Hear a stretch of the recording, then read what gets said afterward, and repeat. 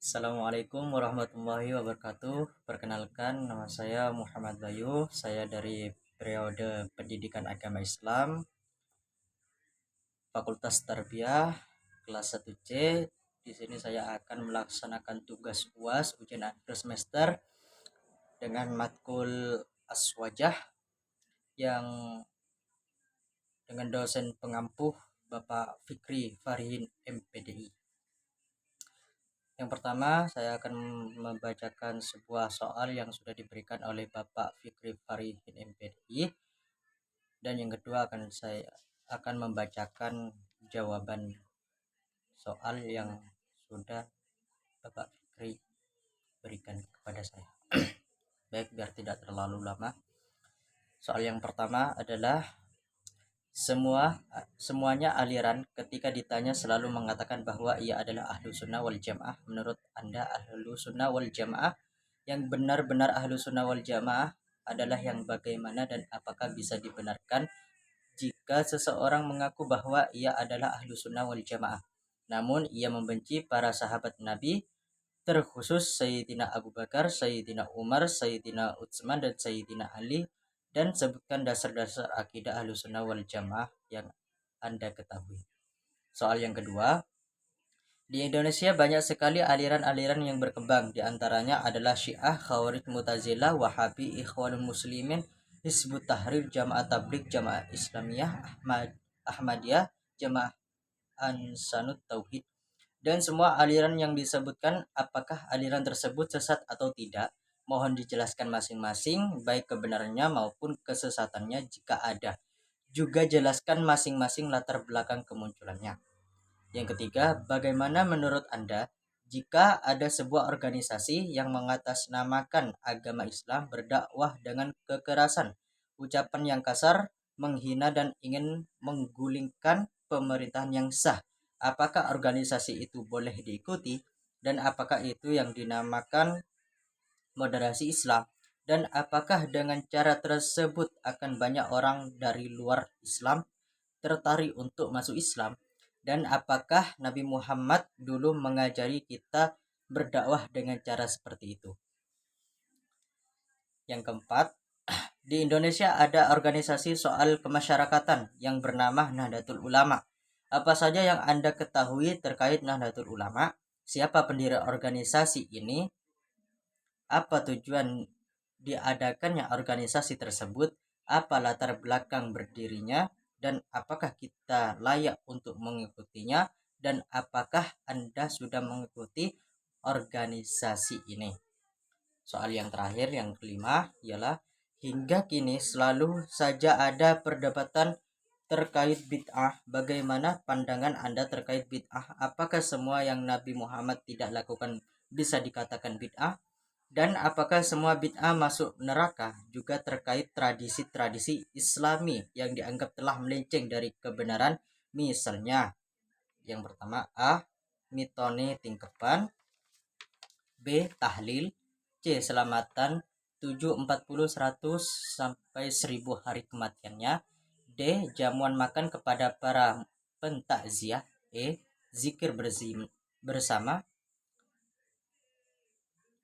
F. Yasinan, G. Maulid Nabi, H. Manakib dan Haul, I. Tradisi bulan Syura, Sya'ban, Rawahan Nyandran, J. Istighosah dan Tawasul, K. Ziarah kubur. Apakah semua yang disebutkan tadi bid'ah dan sesat yang mengakibatkan masuk neraka? Jelaskan dan kuatkan dalil balik baik dari Al-Quran maupun dari Al-Hadis satu persatu. Juga yang tidak kalah ramainya adalah terkait doa kunut. Ada yang pakai dan ada yang tidak. Menurut Anda mana yang benar? Juga terkait sholat tarawih. Ada yang 20 rakaat dan juga ada yang 8 rakaat. Bagaimana Anda memandang hal tersebut? Kuatkan dengan dalil Al-Quran atau Al-Hadis. Baik, sekarang kita akan membacakan sebuah jawabannya satu persatu. Jawaban yang pertama ialah ahlu sunnah wal jamaah yang benar-benar ahlu sunnah wal jamaah adalah orang-orang yang selalu berpedoman pada sunnah Nabi Muhammad SAW dan jalan para sahabatnya dalam masalah akidah keagamaan, amal-amal lahirnya, serta akhlak hati. Jadi tidak dibenarkan jika seseorang mengaku ahlu sunnah wal jamaah namun membenci para sahabat Nabi. Karena ahlu sunnah wal jamaah adalah Islam mumi yang langsung diajarkan oleh Rasulullah SAW yang kemudian diteruskan oleh para sahabatnya. Berikut dasar-dasar akidah Ahlussunnah wal Jamaah. Yang pertama Al-Quran, kedua Al-Hadis, ketiga ijma' ulama, keempat adalah akal. Jawaban yang kedua, teori-teori mengenai asal-usul kelompok Syiah di antaranya. Yang pertama, kelompok Syiah berasal dari Persia, Iran sekarang.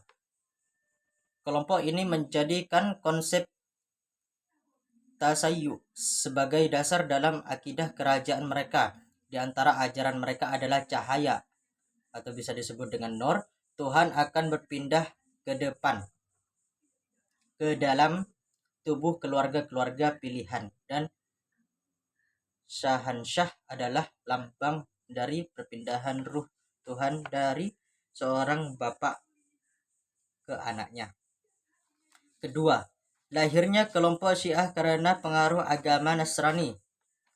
Pendapat tersebut didasarkan pada perkataan kelompok Syiah Sabaiyah, Ali bin Abi Thalib tidak mati terbunuh, akan tetapi Allah menyerupakan seseorang dengan rupanya dan Ali diangkat oleh Allah seperti diangkatnya Nabi Isa, dan Ali turun untuk menegakkan keadilan dan menyebarkan perdamaian. Ketiga, kelompok Syiah muncul sebagai pengaruh dari agama Yahudi. Sebagian orang bahkan mengatakan bahwa kelompok Syiah adalah Yahudiyah, kaum muslimin. Hal ini disebabkan karena mereka sangat membenci Islam, sebagaimana orang Yahudi membenci orang-orang Nasrani. Dari keterangan di atas, aliran Syiah bisa disebutkan aliran yang sesat. Syiah merupakan sempalan atau sekte dalam Islam yang dianggap telah melenceng dari ajaran agama. Khawarij disebut dengan kelompok yang menyempal. Mereka adalah kaum pembuat bid'ah. Disebut demikian karena mereka keluar dari agama dan keluar dari kaum muslimin, khususnya dari kepatuhan terhadap Imam Ali radhiyallahu an. Al-Syahrastani berpendapat setiap orang yang mengempal dari pemimpin sah yang sudah disepakati umat itu dinamakan Khawarij, baik pada masa sahabat di era al-Khulafa al-Rashidin maupun pada masa sesudah mereka di era tabi'in dan para pemimpin lain sepanjang masa. Dari hal tersebut, Khawarij juga termasuk aliran yang sesat, seperti yang disebutkan Rasulullah dalam sabdanya, mereka membaca Al-Quran hanya sebatas kerongkongannya. Mereka adalah sejelek-jeleknya manusia dan makhluk. Mu'tazilah adalah kelompok yang memisahkan diri i'tazalah dari orang lain. Mu'tazilah muncul sejak era dinasti Umayyah, namun berkembang lebih pesat pada era dinasti Abbasiyah. Para ulama berbeda pendapat tentang waktu kemunculan benih Mu'tazilah. Sebagian berpendapat hal itu muncul di beberapa kalangan yang awalnya berpihak pada Ali, yang memisahkan din i'tazalah dan urusan politik, kemudian berubah menjadi keyakinan akidah. Dari keterangan di atas, aliran Mu'tazilah bisa disebutkan aliran yang tidak sesat, karena ajaran-ajaran pokok aliran Mu'tazilah adalah at-tauhid, kemahaesaan Allah. Al adalah keadilan. Al-wa'ad wal al-wa'id, posisi di antara dua posisi. Al-manzilah bainal manzilatin, posisi di antara dua posisi. Amar ma'ruf nahi mungkar, menyuruh berbuat baik dan melarang berbuat buruk. Wahabi, golongan Wahabi adalah pengikut Muhammad bin Abdul Wahab. sebuah gerakan separatis yang muncul pada masa pemerintahan Sultan Salim ketiga 1204 sampai dengan 1222 Hijriah. Gerakan Wahabi muncul melawan kemampuan umat Islam dalam masalah akidah dan syariah. Karenanya gerakan ini tersebar dengan peperangan dan pertumpahan darah. Dari penjelasan di atas, aliran Wahabi bisa disebutkan aliran yang sesat karena piranti keilmuan yang dimilikinya tidak memadani, maka hasil ijtihadnya baik dalam bidang fikih maupun dalam akidah hanya yang menyimpang dari Al-Quran dan Sunnah dan ijma' kaum muslimin. Ikhwanul Muslimin merupakan organisasi Islam yang bergerak di bidang dakwah Islam di Mesir dan dunia Arab. Dalam perkembangannya, organisasi yang dipelopori oleh Hasan al-Banna ini melahirkan sejumlah organisasi Islam lainnya, baik di Mesir maupun di luar Mesir.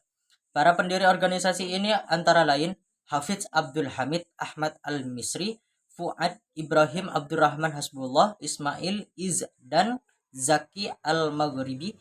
Selain al-Banna sendiri, mereka berkumpul pada tahun 1928 di kota Islamiyah. Pada perkumpulan tersebut mereka sepakat mendeklarasikan berdirinya Ikhwanul Muslimin dengan berkata, "Kami adalah bersaudara yang bekerja sama untuk mengabdi kepada Islam. Kami adalah Ikhwanul Muslimin." Dari keterangan di atas, aliran Ikhwanul Muslimin bisa disebutkan aliran yang tidak sesat karena di awal pembentukan jamaah ini Al-Banna memperhatikan aspek pendidikan Islam, tarbiyah Islamiyah, dan amat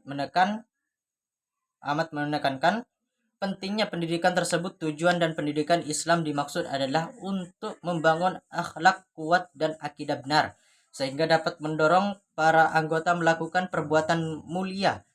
Tugas terpenting yang buruk dilakukan oleh masyarakat Islam, menurut Al-Banna, adalah mengikuti manhaj atau metode, ialah yakni Al-Quran. Manhaj tersebut memiliki kelebihan yaitu terbatas, jelas, dan arah tujuannya praktis dan realistis, serta tidak dapat didasarkan pada khayalan mereka. Di samping itu juga dapat memberikan solusi terhadap setiap permasalahan secara praktis dan bukan hanya teori dan harapan nyata dan bukan sekedar impian. Hizbut Tahrir. Hizbut Tahrir adalah sebuah partai politik yang berdialogi Islam. Hizbut Tahrir yang didirikan di Lebanon oleh Syekh Taqiyuddin Al-Nabbani ini pertama kali masuk ke Indonesia pada tahun 1972. Hizbut Tahrir bermaksud membangkitkan kembali umat Islam dari kesesatan yang amat marah, membebaskan dari ide-ide sistem perundang-undangan dengan hukum kufur, serta membebaskan dari dominasi negara-negara kafir dengan membangun daulah Islamiyah dan mengembalikan Islam ke kekayaan masa lampau. Dari keterangan di atas, aliran Hizbut Tahrir atau biasa disebut dengan HTI bisa disebutkan aliran yang tidak sesat karena Hizbut Tahrir bertujuan mengembangkan kehidupan Islami dan mengembangkan dakwah Islamiyah ke seluruh dunia. Jamaah Tabligh didirikan di India oleh Syekh Muhammad Ilyas tahun 1303 sampai 1363 Hijriah dan anaknya Syekh Muhammad Yusuf Al-Kandahlawi. Dan dari keterangan di atas, aliran Jamaah Tabligh bisa disebutkan aliran yang tidak sesat karena mereka menyampaikan dakwah Islamiyah sesuai dengan tuntutan Rasulullah SAW dan para sahabat dengan tujuan mengantarkan agama Islam dengan era bertatap muka langsung dengan masyarakat. Jamaah Islamiyah, organisasi didirikan oleh beberapa aktivis seperti Ustadz Abdul Halim. Kala itu Abdul Halim adalah aktivitas NII yang ikut bergabung dengan kekuatan mujtahidin organistar berjuang melawan rezim komunis Uni Soviet. Nasir Abbas menyatakan bisa dikatakan bahwa JI adalah pecahan dari NII. Persisnya, JI didirikan pada Januari 1493 di Terham, Afghanistan. Dari keterangan di atas, Jamaah Islamiyah bisa disebutkan aliran yang tidak sesat karena organisasi JI termasuk salah satu gerakan Islam radikal yang menganut prinsip jihad di jalan Allah dalam segala aspek dan sendi kehidupan. Ahmadiyah Qadniyaniyah merupakan sebuah kelompok yang sangat fanatik kepada Mirza Ghulam Ahmad Al-Qadiani. Mirza Ghulam di Qadian, India didirikan di India pada 1281 Hijriah. Arti Ghulam Ahmad adalah hamba Ahmad atau hamba Muhammad. Ahmadiyah termasuk aliran yang sesat karena mengafirkan orang yang tidak percaya kepada Al-Qadiani atau Mirza Ghulam Ahmad. Meski ia seorang muslim sekalipun, aliran ini juga tidak membolehkan sholat jenazah atas orang-orang yang tidak mempercayai mereka Ghulam Ahmad. As-Sanut Tauhid. Pasca mundurnya Abu Bakar Ba'asyir dan Majelis Mujahidin Indonesia MMI, berdiri sebuah organisasi bernama Jamaah Ansarut Tauhid. Organisasi ini dibentuk oleh Ba'asyir dengan beberapa ustadz di Solo, Jawa Tengah pada 27 Juli 2008. Kemudian dideklarasikan pada 17 September 2008 di Asrama Haji Bekasi. Ajaran As-Sanul Tauhid adalah ajaran yang sesat karena JAT yang seolah-olah merupakan organisasi terbuka juga memiliki anggota yang diketahui memiliki kaitan dengan sejumlah teroris DPU. Mereka berkhutbah perlunya berjihad melawan musuh-musuh Islam, tetap menegaskan bahwa kegiatan JAT tidak melanggar hukum meskipun pada prinsipnya mereka menolak seluruh hukum buatan manusia sebagai haram. Jawaban yang ketiga, tidak boleh diikuti, tidak dinamakan moderasi Islam, tidak karena tidak sesuai dengan apa yang diajarkan oleh Rasulullah SAW. Jawaban yang keempat, Lembaga Dakwah Nahdlatul Ulama LDNU, Lembaga Bathul Masai Nahdlatul Ulama LBMNU, Lembaga Pendidikan Ma'arif Nahdlatul Ulama LPMNU, Rabitha Ma'ahad Islamiyah Nahdlatul Ulama RMNU, Lembaga Perekonomian Nahdlatul Ulama LPNU, Lembaga Pengembangan Pertanian Nahdlatul Ulama LPPNU. Pendiri organisasi Nahdlatul Ulama adalah Hadratus Syekh Hasyim Asy'ari, Abdul Wahab Hasbullah, dan Bisri Syansuri. Melansir lama antara dalam AD atau ART-NU tercantum bahwa tujuan NU adalah untuk menjaga berlakunya ajaran Islam yang menganut paham Ahlussunnah wal Jamaah, bahwa Nahdlatul Ulama lahir atas semangat menegakkan dan mempertahankan agama Allah di Nusantara, meneruskan perjuangan Wali Songo. Terlebih Portugal Belanda tidak hanya menjajah Nusantara tetapi juga menyebarkan agama Kristen Katolik dengan sangat gencarnya. Sangat layak dikarenakan kita mengikuti Ahlussunnah wal Jamaah tidak lepas dari apa yang diajarkan Rasulullah SAW dan sunnah-sunnahnya. Insya Allah sudah mengikuti organisasi Nahdlatul Ulama. Bid'ah sering diartikan dengan perbuatan yang tidak pernah diperintahkan maupun dicontohkan oleh Rasulullah SAW. Nabi tidak melakukan bukan karena hal itu salah apalagi mengharamkannya, tapi karena kondisi psikologis kaum Quraisy yang belum siap untuk menerimanya. Tidak karena semua perkara yang pada intinya itu adalah ibadah dan tidak melenceng dari ajaran agama Islam tidak akan dikatakan bid'ah sekalipun Rasulullah SAW tidak pernah mengerjakannya maupun mencontohkannya. Tidak terkecuali melenceng dari apa yang dianjurkan Rasulullah ajarkan pada kita dan ajaran agama Islam, dan apabila tidak mengikuti sunnah-sunnah Nabi Muhammad SAW. Tradisi ngapati, metone, dan tingkepan adalah upacara selamatan ketika kehamilan menginjak pada usia 4 bulan. Sedangkan metone adalah tingkepan melet kandung adalah upacara selamatan ketika kandungan berusia 7 bulan. Upacara selamatan tersebut dilakukan dengan tujuan agar janin yang ada dalam kandungan nantinya lahir pada dalam keadaan sehat walafiat serta menjadi anak yang salih. Al-Quran Al-Karim mengajurkan kita agar selalu mendoakan anak cucu kita. Kaditipun mereka belum lahir, dalam Al-Quran yang dikisahkan tentang Nabi Ibrahim alaihissalam yang mendoakan anak cucunya yang masih belum lahir. Bismillahirrahmanirrahim. Rabbana waj'alna muslimaini laka wa min dzurriyyatina ummatan muslimatan laka. Ya Tuhan, yang artinya ya Tuhan kami, jadikanlah kami berdua orang yang tunduk patuh kepada Engkau, dan jadikanlah di antara anak cucu kami umat yang tunduk patuh kepada Engkau. Al-Quran Surah Al-Baqarah ayat 128.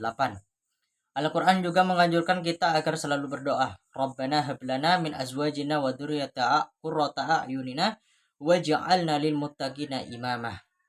Yang artinya, ya Tuhan kami, anugerahkanlah kepada kami istri-istri kami dan keturunan kami sebagai penyenang hati kami, dan jadikanlah kami imam bagi orang-orang yang bertakwa. Al-Quran Surah Al-Furqan ayat 74.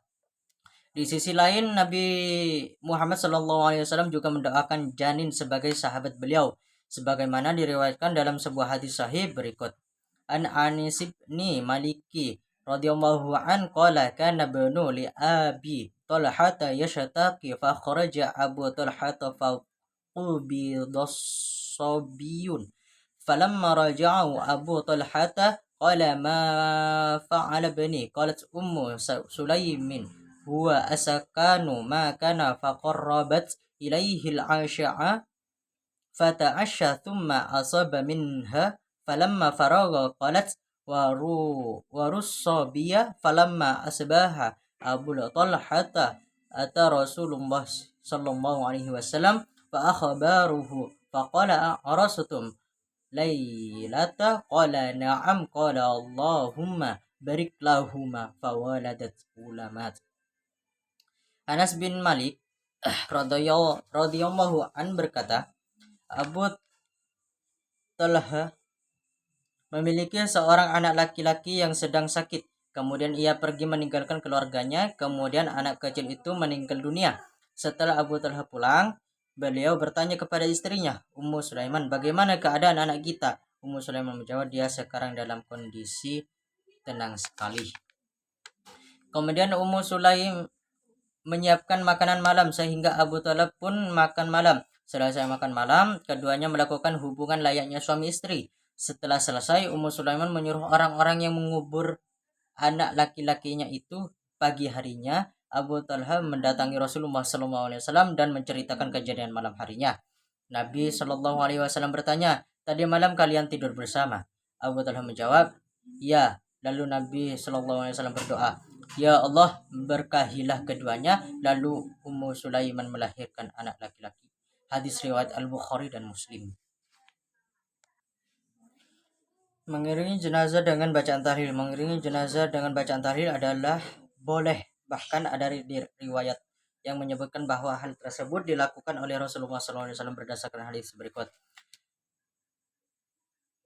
An Ibni Umarah qala lam yakun yusama'u min Rasulillah sallallahu alaihi wasallam wa huwa yamshi khalafal jinazah illa qawlu la ilaha illallah mubabdiyan wa raji'an taha. Ibnu Umar berkata, tidak pernah terdengar dari Rasulullah SAW ketika mengantarkan jenazah kecuali ucapan la ilaha illallah pada waktu berangkat dan pulangnya. Hukum selamatan 7 hari kematian. Di kalangan masyarakat kita ada tradisi ketika ada orang meninggal, maka pihak keluarga mengadakan selamatan selama 7 hari yang dihadiri para tetangga, kerabat dan handai taulan dengan ritual bacaan tahlil yang pahalanya dihadiahkan kepada orang yang meninggal itu. Selamatan tersebut dilakukan pula pada ke-40, 100 dan 1000 harinya. Lalu diadakan setiap tahunnya yang diistilahkan dengan haul. Berkaitan dengan tradisi selamatan selama 7 hari, ada atsar atau riwayat dari ulama salaf berikut ini. An Sufyan qala qala Tawus innal mawata yufatanuna fi kuburihim sab'an fakanu yastahibbuna an ayyuta'ama anhum tilakal ayyam.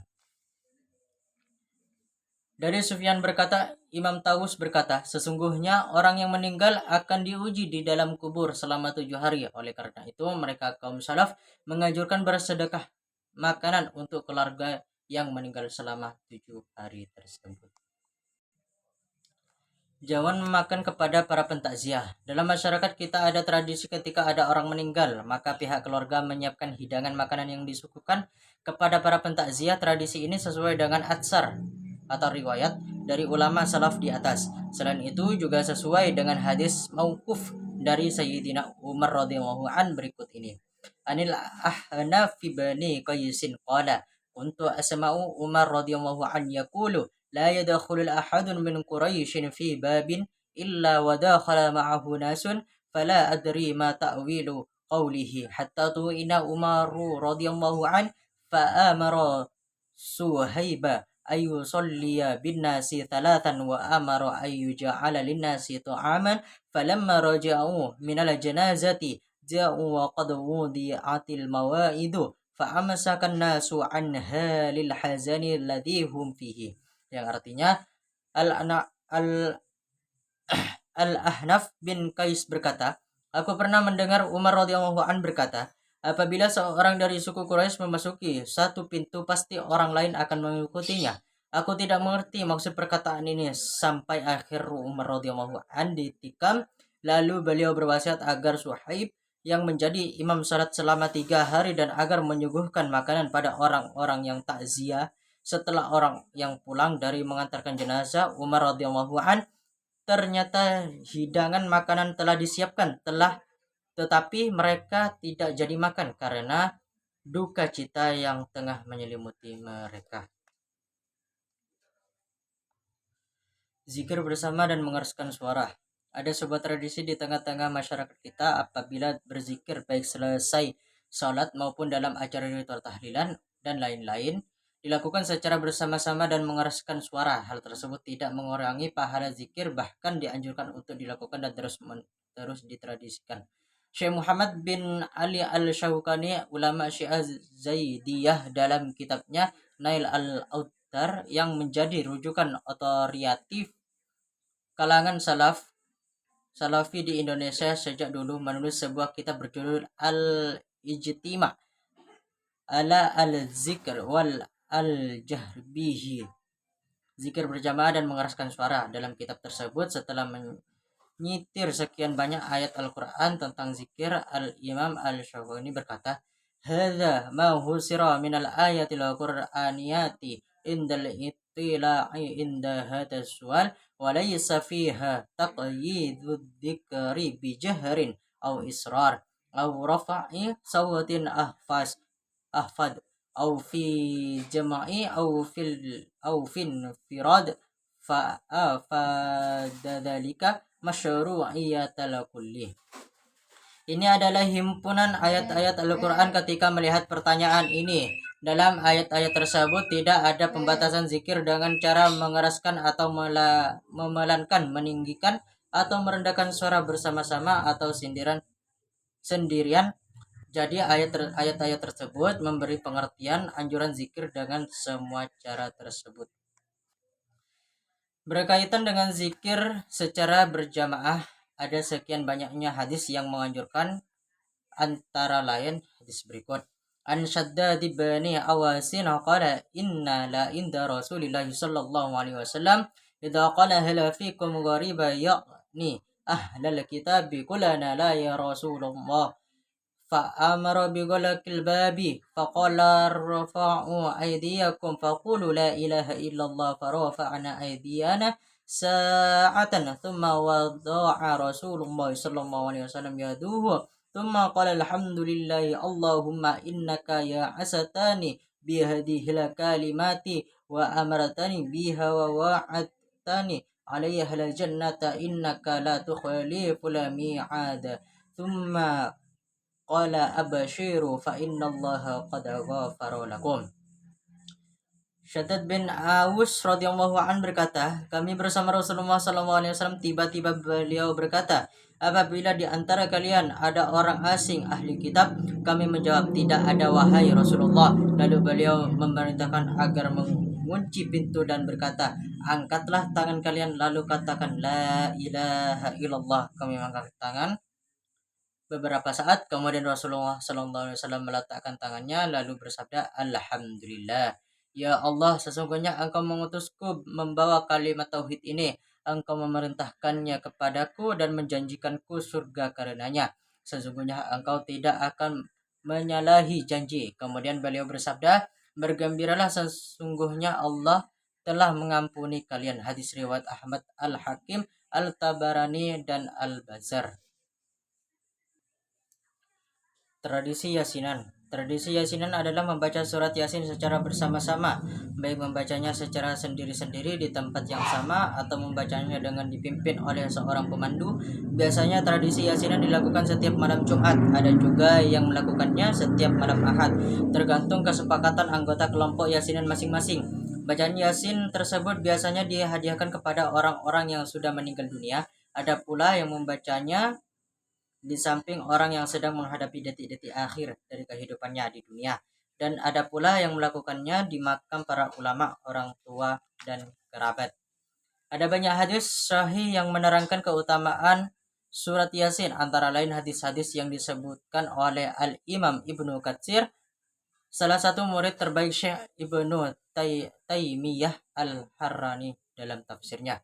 An Abi Hurairah yaqulu qala Rasulullah sallallahu alaihi wasallam man qara'a yasa fi lailati asbaha maghfuran lahu isnadun jadi jayyid. Abu Hurairah berkata, Rasulullah sallallahu alaihi wasallam bersabda, barang siapa membaca surat Yasin pada malam harinya, maka ia diampuni pada pagi harinya. Sanad hadis ini jayyid sahih. Hadis riwayat Al-Hafiz Abu Ya'la. Tradisi Maulid Nabi SAW. Setiap bulan Rabiul Awal tiba, mayoritas kaum muslimin di berbagai belahan dunia mengadakan upacara perayaan Maulid Nabi SAW. Dalam acara tersebut biasanya dibacakan sirah dan biografi kehidupan Nabi SAW. Mulai kelahiran hingga wafatnya, tidak jarang acara Maulid Nabi diadakan dengan mendatangkan pembicara dari luar. Setelah acara Maulid dilakukan dengan penuh khidmat, maka dilanjutkan dengan suguhan makanan yang dihidangkan kepada para peserta. Tradisi Maulid ini sangat baik untuk dilestarikan karena dapat menjadi sarana dakwah dalam menyampaikan sirah dan biografi Nabi SAW kepada umatnya.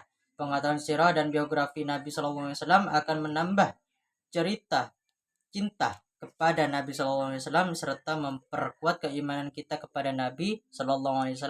Syekh Ibnu Taimiyah Al-Harrani menanggapi tradisi Maulid ini dengan sangat positif. Dalam hal ini beliau berkata dalam kitabnya tidak al-sirat al-mustaqim, fata'adhimul maulidi wattikhaduhu mawsiman qad yaf'aluhu ba'dun nasi wa yakunu lahu fihi ajrun 'azimun lihusni qasdihi wa ta'dhimihi li Rasulillahi sallallahu alaihi wasallam kama qaddamtuhu laka.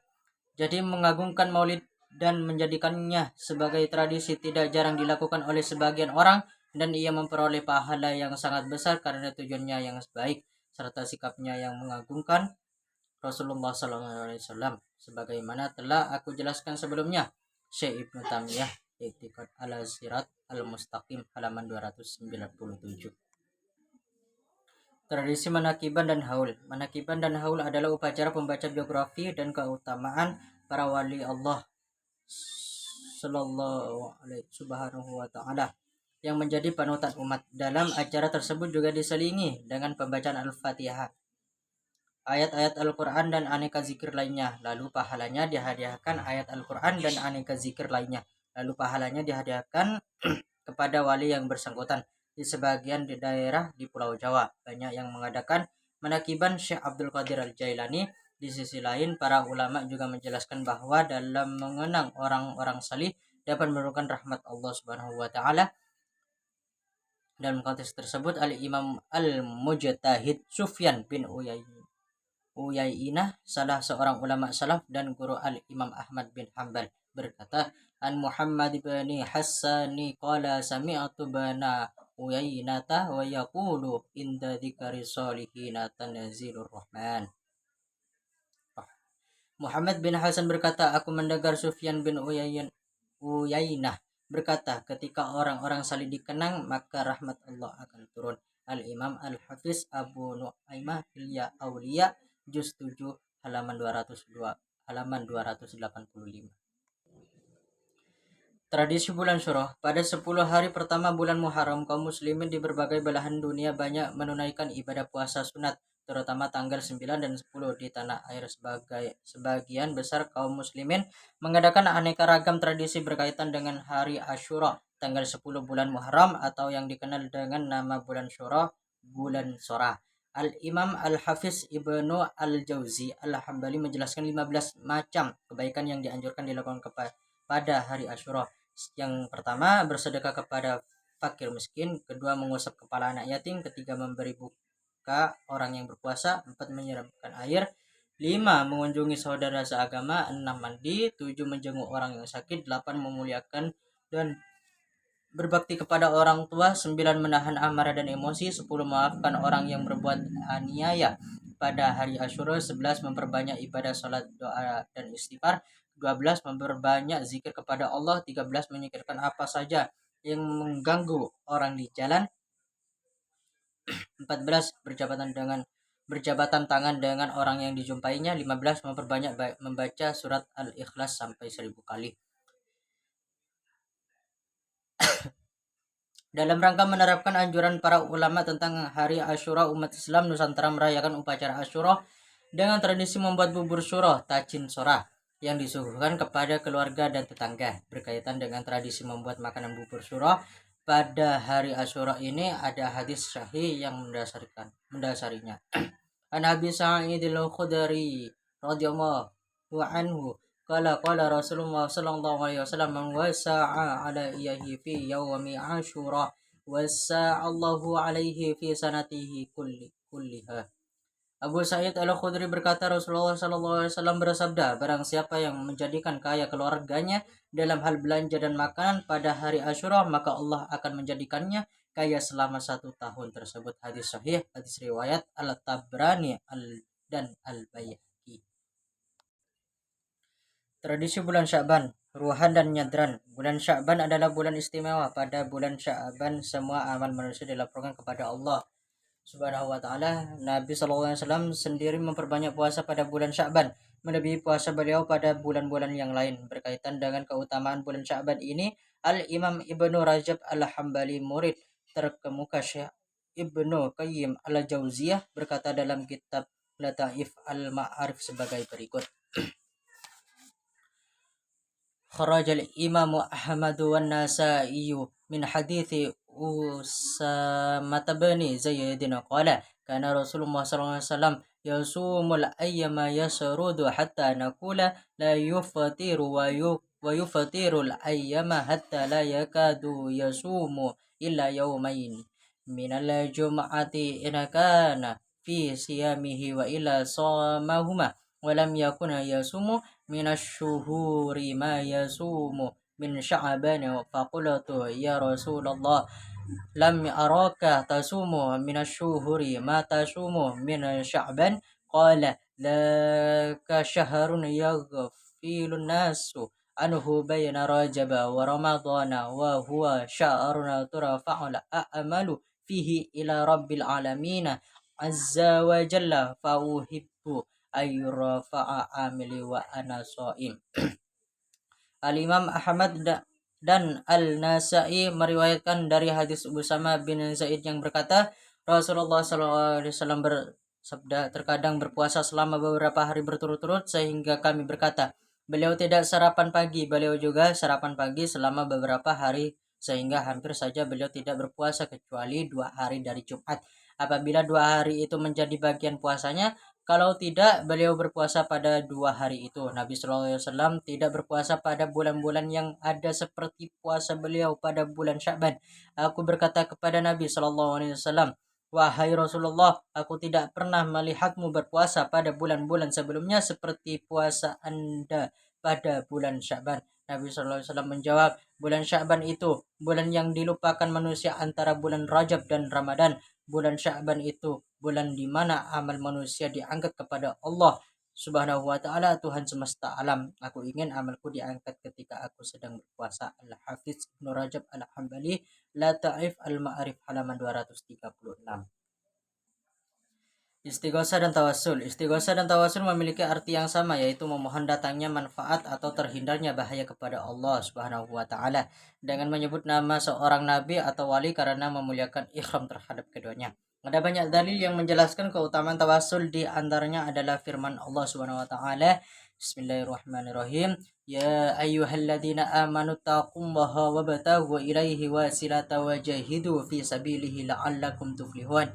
Hai orang-orang yang beriman, bertakwalah kepada Allah Subhanahu wa taala dan carilah sebuah perantara untuk sampai kepada Allah Subhanahu wa taala. Berjihadlah kamu di jalannya, mudah-mudahan kamu mendapat keuntungan. Al-Qur'an surah Al-Maidah ayat 35.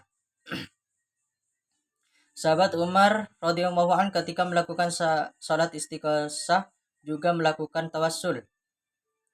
An Anas bin Malik anna Umar bin al-Khattabi radhiyallahu anhu kana idza qahatu satasaqala bil abadi sibni abadil muttalibi faqala Allahumma inna kunna natawassalu ilaika binabiyyina fatasaqina wa inna natawassalu ilaika bi ammi nabiyyina fasaqina qala fayusqauna. Dari Anas bin Malik radhiyallahu an, beliau berkata, apabila terjadi kemarau, sahabat Umar bin Al-Khattab radhiyallahu an bertawasul dengan Abbas bin Abdul Muthalib, kemudian berdoa, ya Allah, kami pernah berdoa dan bertawasul kepadamu dengan Nabi Shallallahu Alaihi Wasallam, maka engkau turunkan hujan, dan sekarang kami bertawasul dengan paman Nabi kami, maka turunkanlah hujan. Anas berkata, maka turunlah hujan kepada kami. Hadis riwayat Al-Bukhari 1954. Ziarah kubur. Apabila kita berkunjung ke makam para wali, misalnya Wali Songo, kita temukan kaum muslimin berbondong-bondong datang melakukan wisata religi dengan tujuan mencari berkah. Ziarah makam para wali merupakan tradisi kaum muslimin sejak generasi salaf yang salih. Al-Imam Al-Hafiz Ibnu Hibban, pengarang kitab Sahih Ibnu Hibban, menulis dalam Al-Sikat, wa mata Ali bani Musa ridha bitus min syarabatin saqahu iyahal ma'muan wa qabruhu bisana bada kharijan nuqani masyhuru yuzaru bi jambi qabri rasyidi qad zuratu miraran kathiratan wa ma halat bi shiddatun fi waqti maqami bitus fazuratu qabra Ali bani Musa ridha wa da'watullahi izalataha anni ila satujiba li wazalat anni tilka shidatu wa hada syai'un jarabatuhu miraran fawajadatuhu kadzalika. Ali bin Musa al-Ridha meninggal ditus oleh racun yang diminumkan oleh Khalifah Al-Ma'mun. Makamnya sangat populer, selalu diziarahi orang, terletak di Zanabat di luar Nukan di sebelah makam Al-Rashid. Aku berulang kali ziarah ke sana setiap aku mengalami kesulitan selama tinggal di Tus. Lalu aku berziarah ke makam Ali bin Musa Ar-Ridha dan aku berdoa kepada Allah agar menghilangkan kesulitan itu dariku. Aku pasti dikabulkan. Hal itu berulang kali aku lakukan dan selalu terbukti. Imam Al-Hafiz Al-Hujjah Ibnu Hibban Al-Butsi, kitab Sikat juz 8 halaman 457. Doa kunut. Hukum pelaksanaan membaca doa kunut subuh menurut mazhab Maliki menggunakan metode istibah sunnah, qiyas dan mazhab Syaf'i, sedangkan mazhab Syafi'i menggunakan metode sunnah dan qiyas saja. Inna Rasulillah alaihi wasallam kana yutiru fayaqnatu qabla ruku'. Bahwasanya Rasulullah SAW pernah berkunut pada salat witir sebelum ruku'. Hadis riwayat Abu Daud dan Ibnu Majah. Salat tarawih 8 rakaat. Dari Aisyah istri Nabi SAW diriwayatkan bahwa ia berkata, pernah Rasulullah melakukan salat pada waktu antara setelah selesai Isya yang dikenal orang dengan antara hingga banyak 11 rakaat, dan beliau salat witir salat 1 rakaat. Hadis riwayat Muslim. Salat tarawih 20 rakaat. Sa'id bin Zaid yang menyampaikan Umar bin Khattab menyimpulkan umat Islam di bulan Ramadan dengan Imam Ubay bin Ka'ab dan Tamim dari 21 rakaat. Dalam riwayatkan lain 23 rakaat. Mereka membaca ayat-ayat ratusan baru selesai ketika menjelang sebuah riwayat Al-Baihaqi dalam Al-Sunnah 1496, Al-Burazak dalam Al-Mushaf ayat 4 halaman 260. Mungkin itu saja yang dapat saya sampaikan. Apabila ada kekurangannya mohon dimaklumi dan dimaafkan, terutama kepada Bapak dosen Bapak Fikri Farihin MPDI. Kurang lebihnya saya mohon maaf. Wa taufiq wal hidayah wa ridha wal inayah. Wassalamualaikum warahmatullahi wabarakatuh.